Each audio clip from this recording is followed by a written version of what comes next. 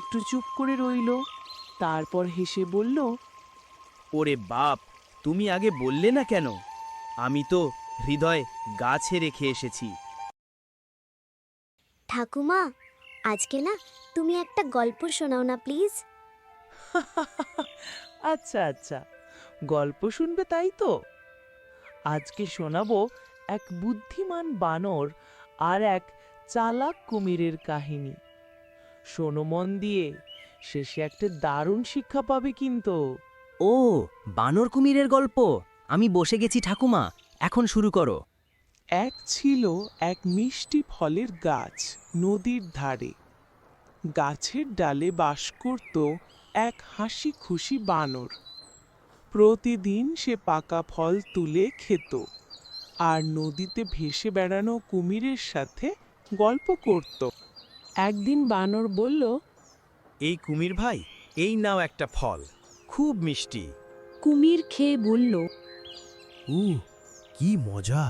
তুমি তো দারুণ বন্ধু রে বানর ভাই। এইভাবেই তারা দুইজন হয়ে গেল ভালো বন্ধু। কিন্তু একদিন কুমিরের স্ত্রী লোভে পড়ে বলল, আমি বানরের হৃদয় খেতে চাই।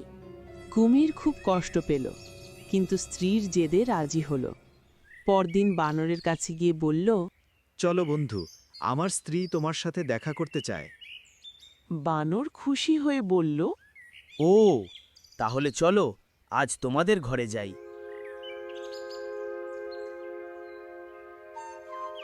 সে কুমিরের পিঠে চড়ে নদী পার হচ্ছিল। নদীর মাঝপথে কুমির বলল, বন্ধু, আমার স্ত্রী তোমার হৃদয় খেতে চায়। বানর একটু চুপ করে রইল, তারপর হেসে বলল, ওরে বাপ, তুমি আগে বললে না কেন? আমি তো হৃদয় গাছে রেখে এসেছি। কুমির অবাক।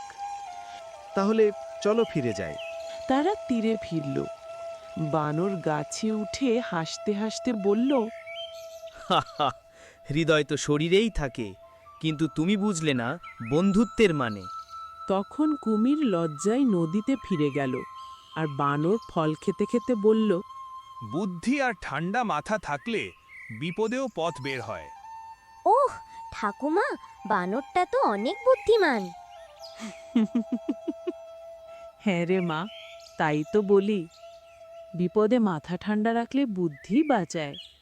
ঠাকুমা, কাল আবার একটা গল্প শোনাবে, কেমন? অবশ্যই শোনাবো। এখন সবাই বাড়ি গিয়ে পড়তে বসো। বন্ধুরা, তোমরাও এমন গল্প শুনতে চাইলে চ্যানেলটি সাবস্ক্রাইব করে রাখুন। বন্ধুরা, তোমরাও এমন গল্প শুনতে চাইলে চ্যানেলটি সাবস্ক্রাইব